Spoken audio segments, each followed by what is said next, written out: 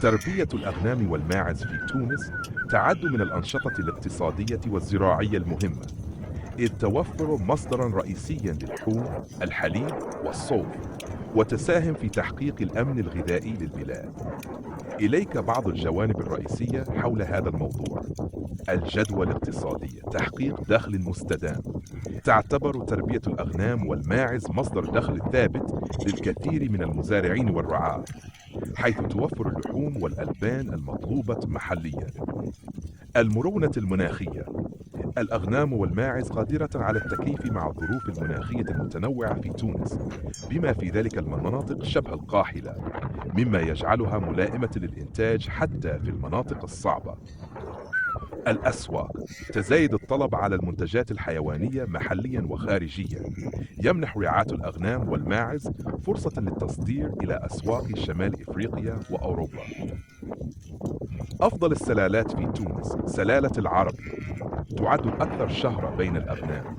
تشتهر هذه السلالة بقدرتها العالية على التكيف مع المناخ التونسي وإنتاجها الجيد من اللحوم.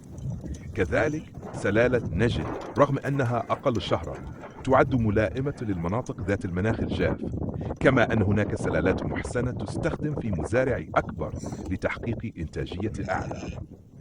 أفضل مناطق تربية الأغنام. من أبرز المناطق التونسية لتربية الأغنام: الشمال الغربي، مناطق مثل الكاف، جندوبة وسليانة، تتميز بموارد مائية ومراع واسعة، ما يجعلها مثالية للتربية.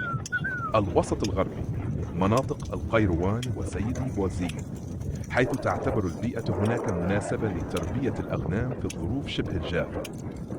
جنوب تونس، مناطق قفصة وتطاوين، حيث يعتمد على الأساليب التقليدية في الرعي.